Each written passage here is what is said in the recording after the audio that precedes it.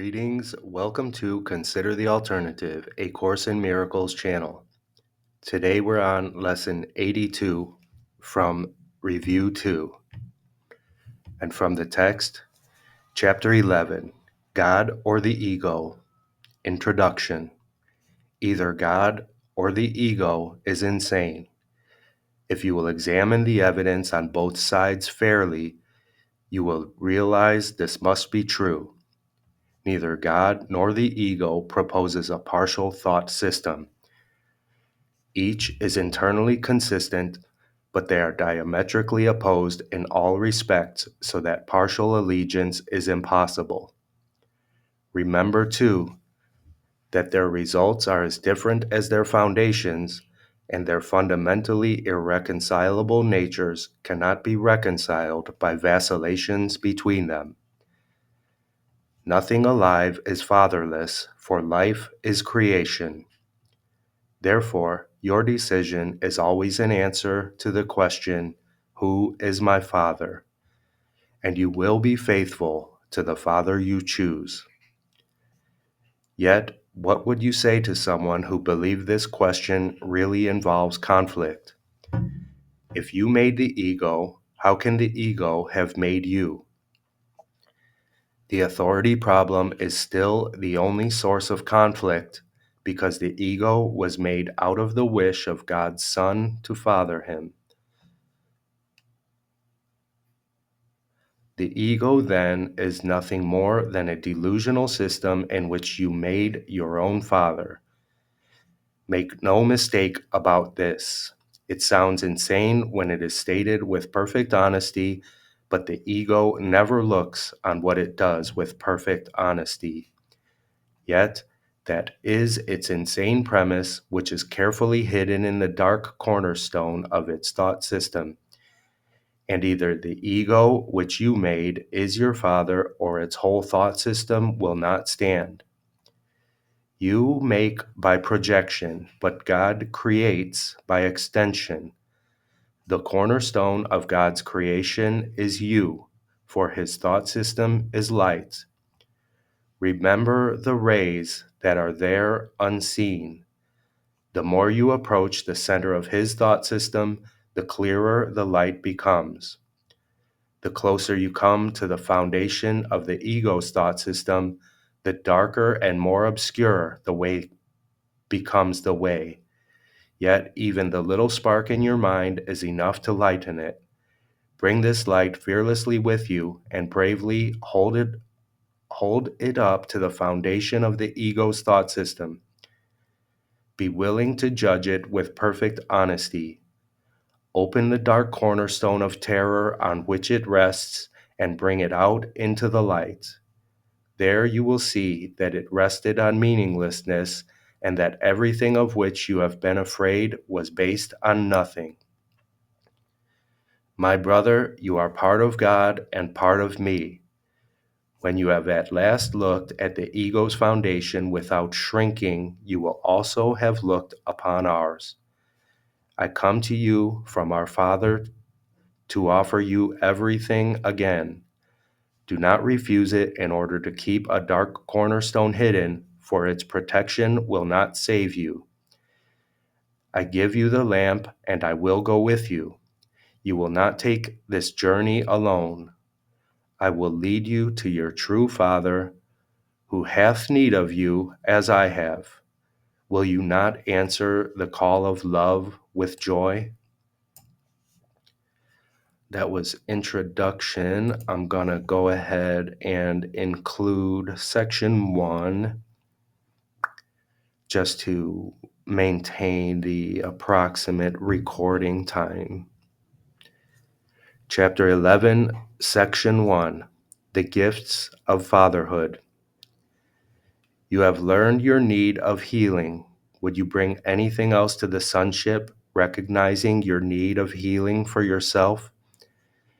For in this lies the beginning of the return to knowledge, the foundation on which God will help build again the thought system you share with him. Not one stone you place upon it, but will be blessed by him, for you will be restoring the holy dwelling place of his Son, where he wills his Son to be and where he is. In whatever part of the mind of God's Son you restore this reality, you restore it to yourself. You dwell in the mind of God with your brother, for God himself did not will to be alone. To be alone is to be separated from infinity. But how can this be if infinity has no end? No one can be beyond the limitless, because what has no limits must be everywhere. There are no beginnings and no endings in God, whose universe is himself. Can you exclude yourself from the universe or from God, who is the universe? I and my Father are one with you, for you are part of us. Do you really believe that part of God can be missing or lost to him? If you were not part of God, his will would not be unified. Is this conceivable?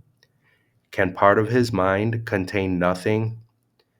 If your place in his mind cannot be filled by anyone except you, and your filling it was your creation, without you, there would be an empty place in God's mind. Extension cannot be blocked, and it has no voids. It continues forever, however much it is denied. Your denial of its reality may arrest it in time, but not in eternity. That is why your creations have not ceased to be extended, and why so much is waiting for your return. Waiting is possible only in time, but time has no meaning. You who made delay can leave time behind simply by recognizing that neither beginnings nor endings were created by the Eternal, who placed no limits on his creation or upon those who create like him. You do not know this simply because you have tried to limit what he created, and so you believe that all creation is limited. How then could you know your creations, having denied infinity? The laws of the universe do not permit contradiction. What holds for God holds for you. If you believe you are absent from God, you will believe that he is absent from you. Infinity is meaningless without you, and you are meaningless without God. There is no end to God and his Son, for we are the universe. God is not incomplete, and he is not childless. Because he did not will to be alone, he created a Son like himself.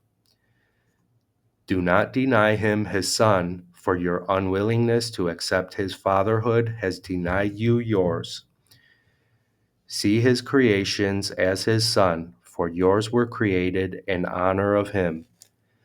The universe of love does not stop because you do not see it, nor have your closed eyes lost the ability to see. Look upon the glory of his creation, and you will learn what God has kept for you. God has given you a place in his mind that is yours forever. Yet you can keep it only by giving it. Yet you can keep it only by giving it as it was given you.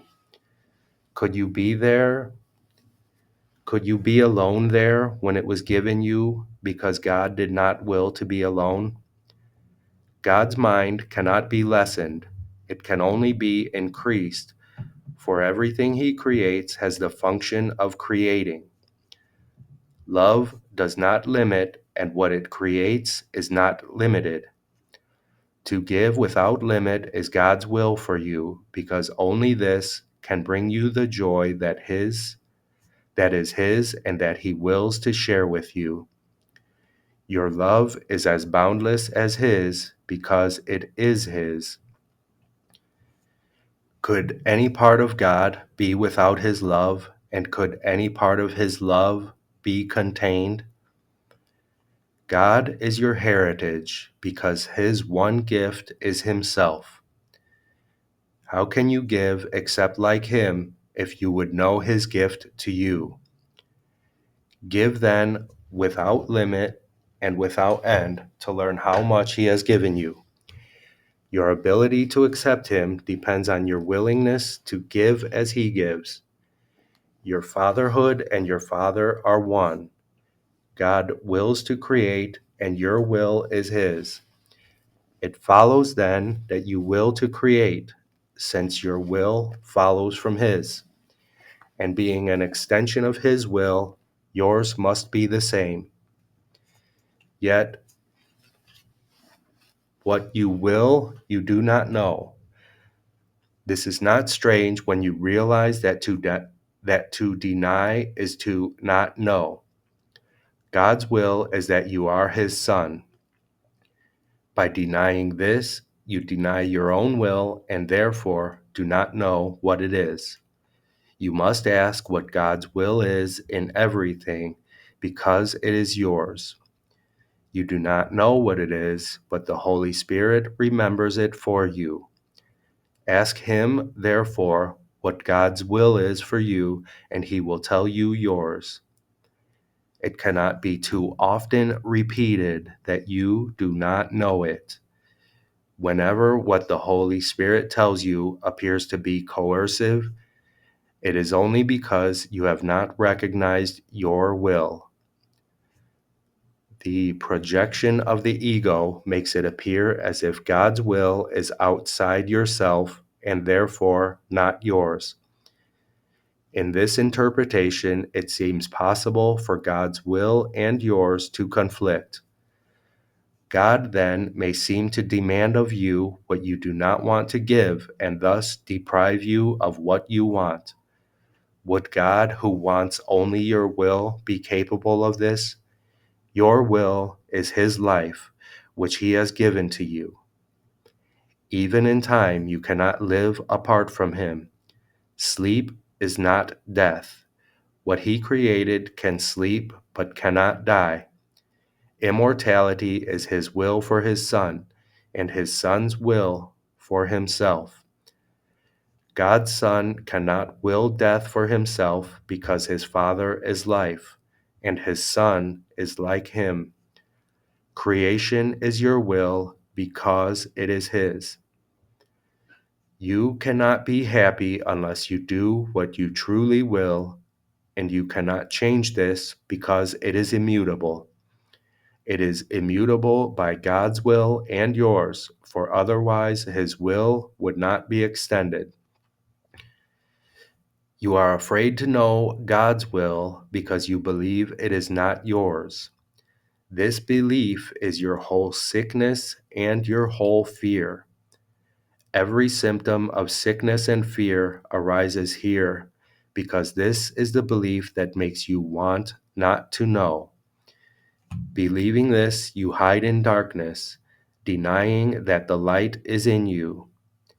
You are asked to trust the Holy Spirit only because he speaks for you. He is the voice for God, but never forget that God did not will to be alone. He shares his will with you. He does not thrust it upon you. Always remember that what he gives, he keeps, so that nothing he gives can contradict him. You who share his life must share it to know it, for sharing is knowing. Blessed are you who learn that to hear the will of your Father is to know your own. For it is your will to be like him, whose will it is that it be so. God's will is that his Son be one and united with him in his oneness. That is why healing is the beginning of the recognition that your will is his. Chapter 11, Section 1, The Gifts of the Fatherhood.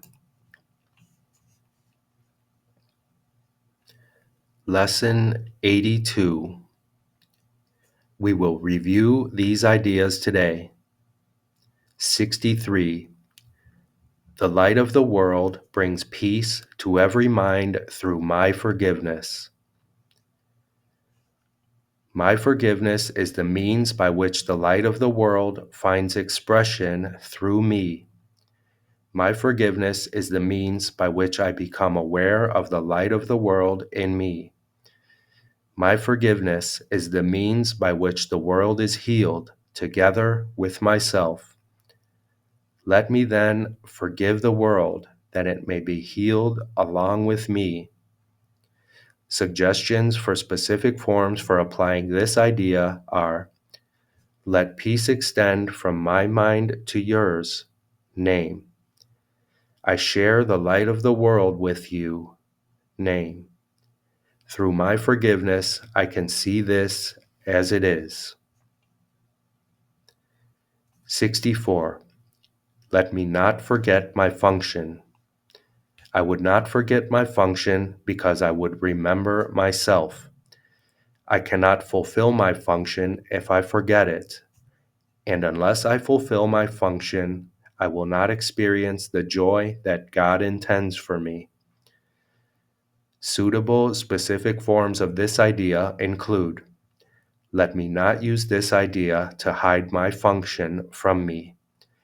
I would use this idea as an opportunity to fulfill my function.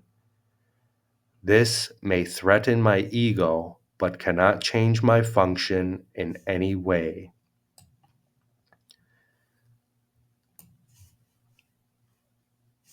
Lesson 82.